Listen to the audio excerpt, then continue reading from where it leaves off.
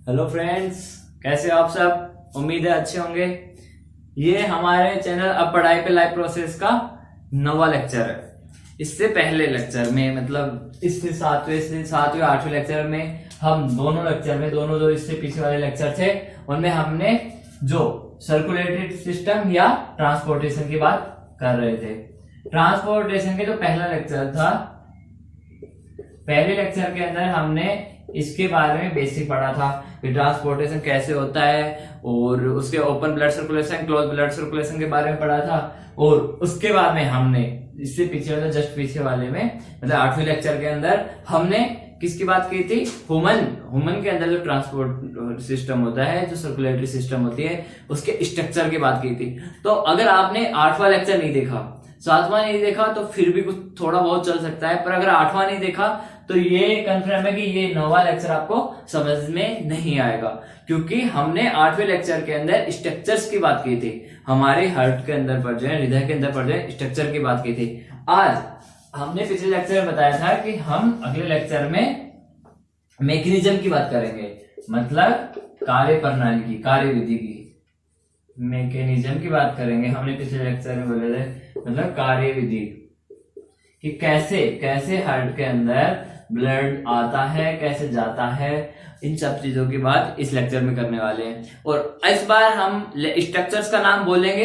अगर आपने नहीं देखा पिछला वीडियो तो प्लीज उसे देख लीजिए, क्योंकि अगर वो नहीं देखा तो ये नहीं समझ में आएगा, क्योंकि उसके अंदर हमने हार्ट के अंदर प्रेजेंट सभी, हृदय के अंदर प्रेजेंट सभी स्ट्रक्चर्स जो संरचनाएं होती हैं उनके बारे में बताया था। और अब इस लेक्चर में हम सिर्फ नाम बोलेंगे उनका। आपको अगर पहले वो वीडियो देखा होगा तो सब समझ में आ जाएगा।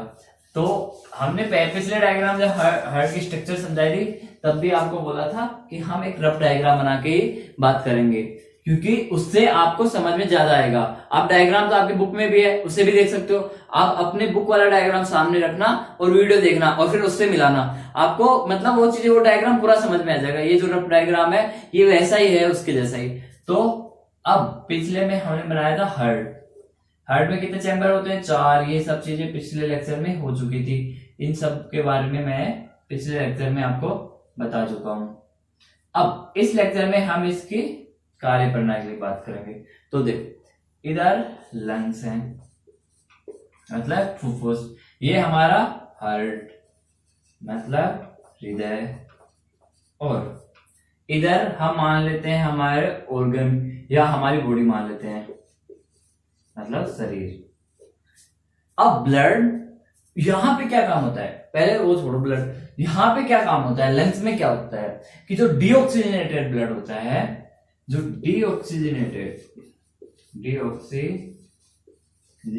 मतलब विऑक्सीजनित रक्त जो होता है, जो विऑक्सीजनित रक्त जो होता है वो क्या होता है? ऑक्सीजनित या ऑक्सीजनेटेड होता है। कहां पे? लंग्स के अंदर। कैसे होता है ये हमने कौन से लेक्चर बताया था? Respiration in human. तो कैसे होता है उसको जानने के लिए आपको वो लेक्चर देखना पड़ेगा कि कैसे हो रहा है। तो यहां लंग्स के अंदर क्या होता है? डीऑक्सीजनेटेड ब्लड ऑक्सीजनेटेड होता है, या विऑक्सीजनित रक्त जो है वो ऑक्सीजनेट होता है। और यहां से अब प्रोसेस शुरू हो गई है। यहां से ब्लड क्या हुआ? ऑक्सीजनेटेड हो गया, मतलब ऑक्सीकरण हो गया। और यहां से ब्लड कहां जाएगा?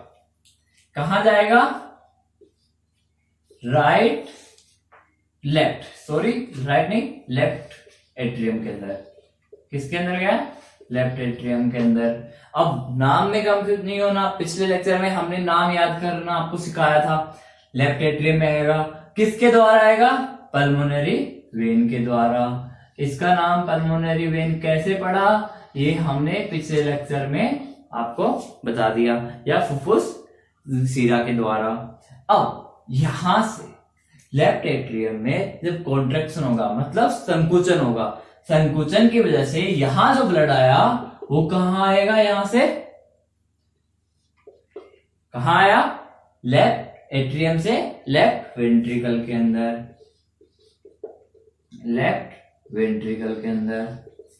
ये सारे वर्ड्स मैंने पिछले लेक्चर में आपको समझाए, इसलिए मैं समझ रहा हूं कि आपने पहला लेक्चर देख लिया होगा और आपको ये सारे समझ आ रहा होगा।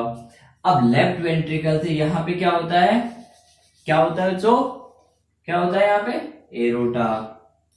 एरोटा से ब्लड कहाँ जाता है, मतलब महाधमनी से, महाधमनी से ब्लड कहाँ जाता है, बॉडी के अंदर। इसे क्या बोलते हैं, एरोटा, महाधमनी। महाधमनी से ब्लड कहाँ जाता है, बॉडी के अंदर।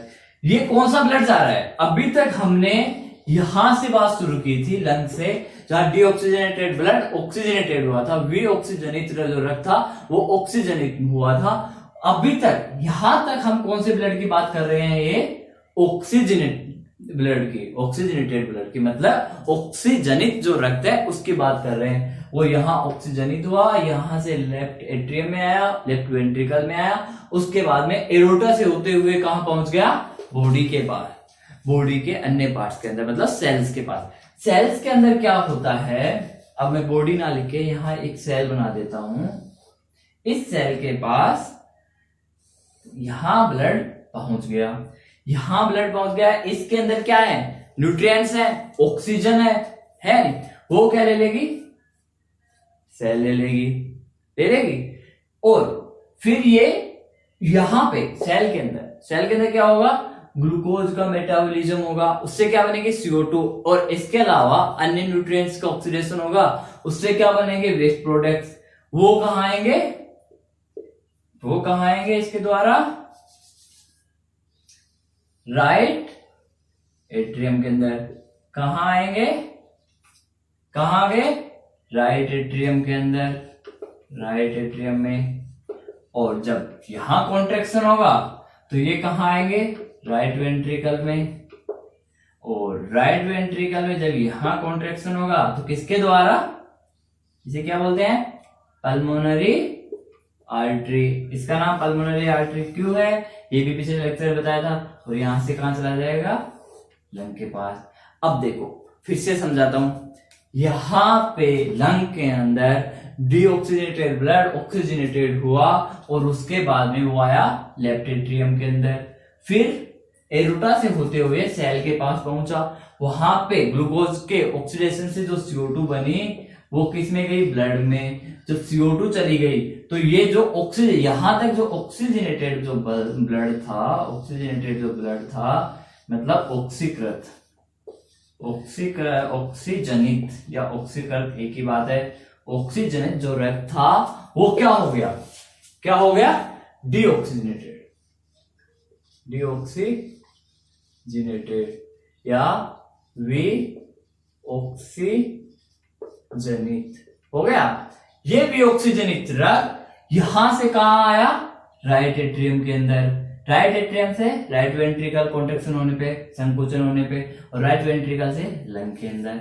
ये कौन सा ब्लड है, पीछे जाके देखो कहां से आ रहा है, सेल के पास से आ रहा है, मतलब कौन सा होगा, डीऑक्सीजनेटेड ब्लड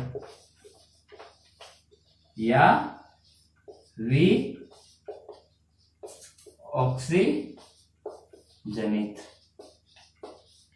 समझ में आया, पूरा ब्लड सर्कुलेशन समझ में आया कि कैसे सर्कुलेशन हो रहा है। अब क्या होता है कि ये जो कॉन्ट्रैक्शन होता है वो ऐसे नहीं होता कि भैया जब यहां से ब्लड, ये एक प्रोसेस ऐसे नहीं होती कि यहां से ब्लड गया यहाँ पे, फिर इसमें कॉन्ट्रैक्शन होगा, फिर यहाँ आएगा, फिर वापस यहाँ आएगा, फिर कॉन्ट्रैक्शन।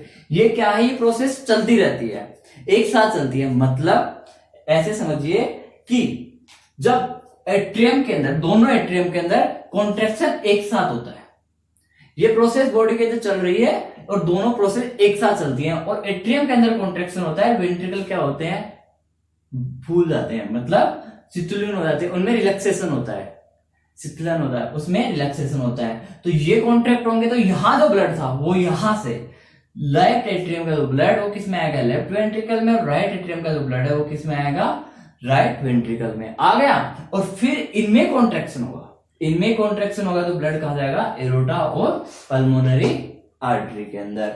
अब एक चीज समझना, पिछले लेक्चर में हमने वाल की बात करके उन्हें छोड़ के चले गए थे। वाल कहां प्रेजेंट थे, यहां प्रेजेंट थे, प्रेजेंट थे। इसके अलावा यहां पर भी वॉल प्रेजेंट है, इसके अलावा यहां पर भी क्या है, वॉल प्रेजेंट है या नहीं है ना। पिछले लेक्चर में हम यहां छोटे, यहां पर भी। अब इन वॉल का फंक्शन समझते हैं कि ये वॉल क्या काम करते हैं। देखो ब्लड यहां से लंग से कहा गया, लेफ्ट एट्रियम में, और जो डीऑक्सीजनेटेड ब्लड बॉडी से कहा गया, राइट एट्रियम के अंदर आ गया।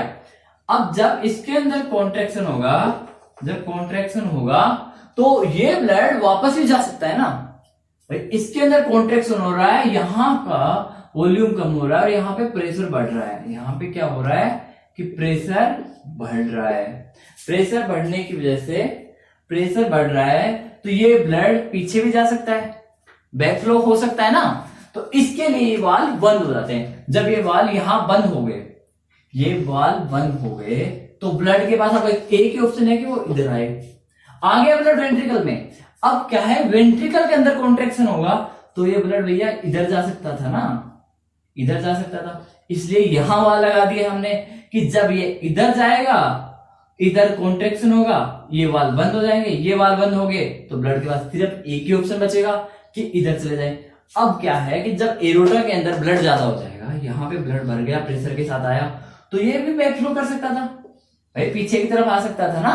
तो हमने यहां पर भी वाल लगा दिए कि जैसे ही यहां से कॉन्ट्रैक्शन होगा उसके बाद हम इसे क्या कर देंगे, बंद कर देंगे। मतलब जब इनमें रिलैक्सेशन होगा, शीतलन होगा, तब क्या करेंगे, इसको बंद कर देंगे कि वापस ब्लड ना आ जाए, और इसको बंद कर देंगे। समझ में आया। मतलब जो वाल होता है वो क्या करता है कि बैक फ्लो को रोकता है, तो वापस ब्लड के वापस आने को रोकता है। अब ये बताओ, एक खुद सोचो कि एट्रियम की वाल मोटी होनी चाहिए या वेंट्रिकल की वाल मोटी होनी चाहिए। बताओ किसकी वाल मोटी होनी चाहिए। चलो वाल छोड़ो, किसको ज्यादा संकुचन की जरूरत है, एट्रियम को ज्यादा संकुचन की जरूरत है या वेंट्रिकल को ज्यादा संकुचन की जरूरत है। सोच लिया। देखो एट्रियम में संकुचन होने से ब्लड कहां से कहां आ रहा है। अगर एट्रियम में संकुचन होता है तो ब्लड एट्रियम से वेंट्रिकल में आ रहा है बस। पर जब वेंट्रिकल में संकुचन होता है, जब वेंट्रिकल में संकुचन होता है तो ब्लड वेंट्रिकल से पूरी बॉडी के अंदर जा रहा है। कहां जा रहा है, पूरी बॉडी के अंदर। मतलब वेंट्रिकल के अंदर हमें कॉन्ट्रैक्शन की या संकुचन की ज्यादा जरूरत है, और इसमें ज्यादा जरूरत है मतलब इसकी वाल मोटी लगानी पड़ेगी। समझ में आ गया कि वेंट्रिकल की वाल मोटी क्यों होती है, क्योंकि इसके द्वारा, इसमें कॉन्ट्रैक्शन होने से जो ब्लड है वो पूरी बॉडी के अंदर जाता है। समझ गए कि ऑक्सीजनेटेड ब्लड कहां से कहा जा रहा है, डीऑक्सीजनेटेड ब्लड कहां से कहा जा रहा है, इसकी बात कर ली। अब इसके बाद में हम कुछ की बात कर लेते हैं कि हमारा जो चैम्बर है वो तो क्या है कि उसके अंदर 4 कक्ष होते हैं, 4 कक्ष हैं, और वो भी क्या है, चारों कक्ष। देखो मैं दोबारा बनाता हूं। ये तो मैकेनिज्म थी, मैकेनिज्म तो मुझे लगता है कि समझ में आ गई होगी, क्योंकि पिछले लेक्चर में नाम्स बता दिए थे नए स्ट्रक्चर के, तो उससे ज्यादा सरल बन गया। अब देखो हमारा जो हृदय है वो क्या है, ऐसा है। हमारे हृदय के अंदर क्या है कि 4 चैम्बर है 4 चैम्बर। ये चारों चैम्बर भी क्या है, एक दूसरे से सेपरेटेड है। मतलब जो ब्लड यहां से ऑक्सीकृत होके आया वो यहां गया, यहां से सीधा कहां चला गया, बॉडी के पास। यहां से जो डीऑक्सीजनेटेड हुआ वो डीऑक्सीजनेटेड हुआ, यहां आया, और यहां से यहां। मतलब ऑक्सीजनेटेड ब्लड और डीऑक्सीजनेटेड ब्लड कहीं पर भी मिला एक दूसरे से, कहीं नहीं मिला। क्यों, और ऐसा सिस्टम कहां पाया जाता है, क्यों और कहां, इन दोनों की बात करते हैं। ऐसा सिस्टम क्यों होता है, क्योंकि हमारे जो मेमल्स, पहले आपने पिछले मतलब 9th क्लास में जब आपने वर्गीकरण किया होगा एनिमल्स का, तो आपने मेमल्स पढ़े होंगे, मेमल्स नहीं वर्टिब्रेट्स पढ़े होंगे। उसके अंदर 5 क्लास होती है। कौन कौन सी होती है, फिश मतलब मछली, एम्फीबिया, उभयचर, रेप्टाइल्स मतलब सरीसृप, और बर्ड्स पक्षी, और मेमल्स तो स्तनधारी। उन 5 के अंदर जो बर्ड्स और मेमल्स होते हैं, मतलब पक्षी और स्तनधारी वो होते हैं, उनके ब्लड का जो टेम्परेचर या उनके बॉडी का जो टेम्परेचर होता है वो क्या होता है, फिक्स होता है। उनके बॉडी का टेम्परेचर फिक्स होता है, मतलब चाहे वो कैसे भी टेम्परेचर में रहे हैं, उनके बॉडी का जो टेम्परेचर है वो एक निश्चित तापमान पे रहेगा। तो उसे फिक्स करने के लिए हमें एनर्जी की जरूरत है। हमें क्या इसकी जरूरत है? एनर्जी की।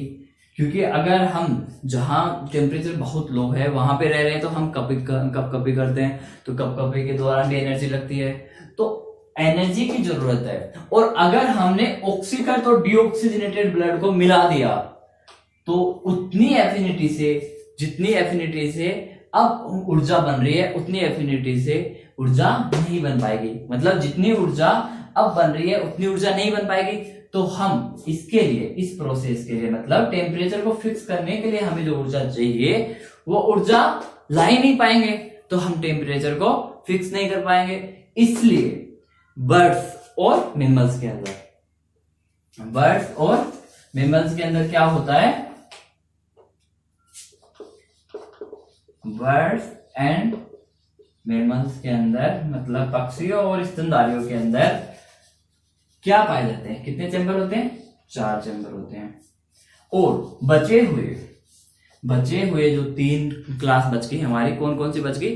फिश, एम्फीबिया और रेप्टाइल्स, उनकी बात करते हैं। तो जो इसके बाद में हम उल्टे बात करें तो मैमल्स, बर्ड, उसके अंदर क्या था? रेप्टाइल्स और एम्फीबिया और क्या था? हमारे फिशेज। तो इनके अंदर जो 4 चैम्बर है हार्ट के अंदर, जो रेप्टाइल्स और एम्फीबिया होते हैं उनके हार्ट के अंदर 3 चैम्बर होते हैं, और जो फिश होती है उनके अंदर कितने होते हैं? 2 चैम्बर होते हैं। तो हम इनके चैम्बर की बात कर रहे हैं। तो जो रेप्टाइल्स और एम्फीबिया के अंदर जो हार्ट होता है वो इस प्रकार का होता है। मैं ज्यादा डिटेल में नहीं जाऊंगा, सिर्फ उसकी स्ट्रक्चर बता रहा हूं आपको कि 2 क्या होते हैं? आलिंद होते हैं और 1 नीला होता है। क्या है? 2 आलिंद होते हैं और 1 नीला होता है। मतलब क्या है कि यहां से ब्लड ऑक्सीजनेटेड अलग आलिंद में आएगा, डीऑक्सीजनेटेड है वो दूसरे अलग आलिंद में आएगा, पर बाद में जाके वो मिक्स हो जाएगा, और ऑक्सीजनेटेड और डीऑक्सीजनेटेड ब्लड है वो मिक्स हो जाएगा। मतलब क्या है? उसके अंदर उतनी एफिनिटी से ऊर्जा नहीं बन पाएगी, और उसके अंदर ऊर्जा की इतनी जरूरत भी नहीं है। क्यों नहीं है? क्योंकि उन्हें अपने बॉडी का टेम्परेचर मेंटेन करना नहीं है, क्योंकि जैसे वातावरण में रहते हैं वैसे उनकी बॉडी का टेम्परेचर हो जाता है, इसलिए इनके अंदर क्या है? ब्लड मिक्स हो जाता है। अब फिश की बात बता देते हैं कि फिश के अंदर क्या होते हैं? सिर्फ 2 चैम्बर होते हैं। इसके हार्ट के अंदर 2 चैम्बर होते हैं। कैसे होता है? एक